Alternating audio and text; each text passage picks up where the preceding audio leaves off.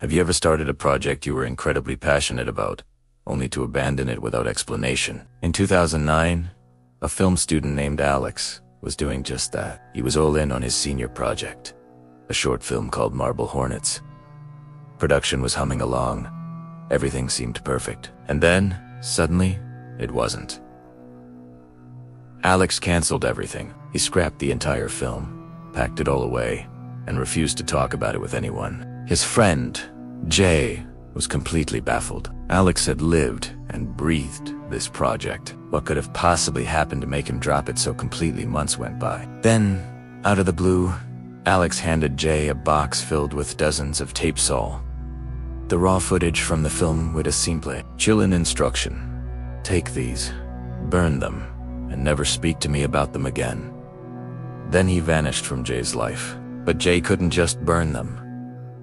Curiosity got the better of him.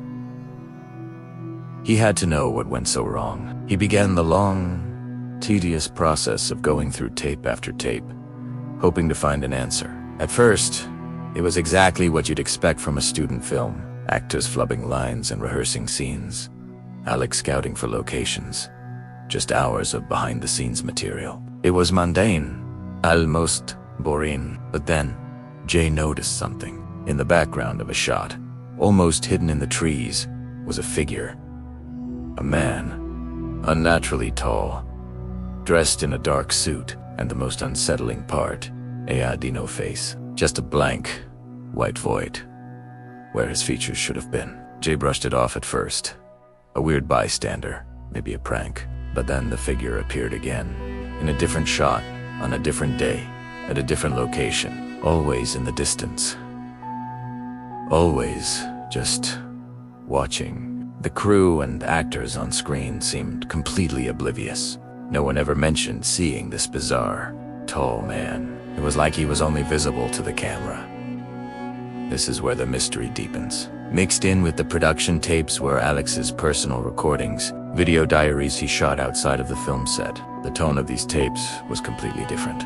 They were paranoid, filled with fear. We see Alex at home, his hands shaking, whispering to the camera that he feels like he's being followed. He finds strange symbols, a circle with an X through it, drawn on paper and left in his house. Then came the memory gaps. Alex would complain about missing hours, even days, of time. He'd find tapes he had no recollection of filming. His personality started to change. He became erratic, aggressive, and withdrawn. And on those personal tapes, the tall figure was there too. But now, it was closer. No longer a distant shape in the woods.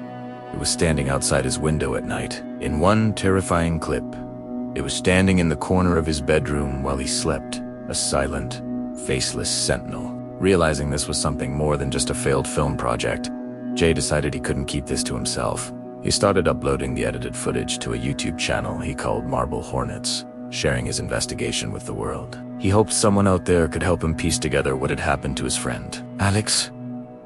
But sharing the footage was a terrible mistake. Because the same things that happened to Alex started happening to Jay. He started experiencing lost time, waking up in places with no idea how he got there. He'd find the same strange, circular symbol appearing in his own apartment. And then came the cough-a-dry hacking cough that plagued Alex on the tapes, now started to affect Jay. The worst part.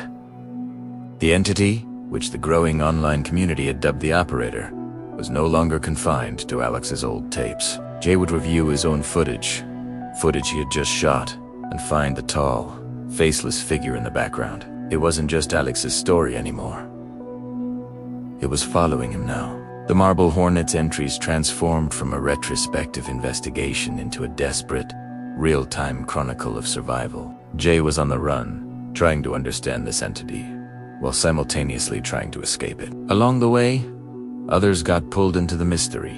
A man named Tim, who was one of the original actors in Alex's film, and a woman named Jessica, who was also connected to the project. But getting involved with the Operator came at a price. People who got too close to the investigation would simply disappear. Some would reappear later, but they were changed. They became aggressive, violent, acting as puppets for the entity. with no memory of what they'd done or where they'd been. They were often referred to as proxies. The footage became more and more bizarre, defying all logic. Locations would physically change between shots. An open doorway would suddenly be a solid wall. People would appear in places they couldn't possibly have reached. The fabric of reality itself seemed to be tearing apart around them. And through it all, always present, was the operator. Getting closer with every single entry, no longer just watching, but actively interfering. Jay's final uploads were chaotic and terrifying. Desperate sprints through darkened woods. Frantic explorations of dilapidated, abandoned buildings. Violent confrontations with people who were once friends, but were now hollowed-out shells, controlled by this silent entity. The narrative became fractured, broken, just like the minds of those involved. And then, after 87 entries, the Marble Hornets channel went silent. The final upload wasn't a coherent video. It was just a screen of corrupted static and gut-wrenching audio distortion. But for a single, terrifying frame, the image clears, and the operator is right there, standing directly in front of the camera lens.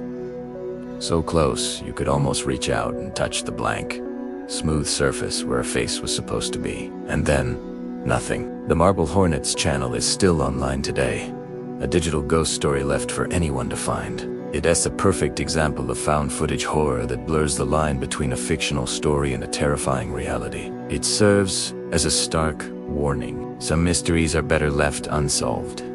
Some doors are better left unopened. So, a word of advice: if you're ever looking back at your photos or videos and you see a strange, tall figure in the background that you don't remember, don't investigate. Don't try to film it. Delete the picture and run. Because some things, like the operator, only get stronger the more attention you give them. And once they notice you, they never look away. Thank you so much for joining me down this rabbit hole. If you enjoy deep dives into internet mysteries and unsettling stories like this one, make sure to hit that like button and subscribe so you don't miss our next exploration. Stay safe out there.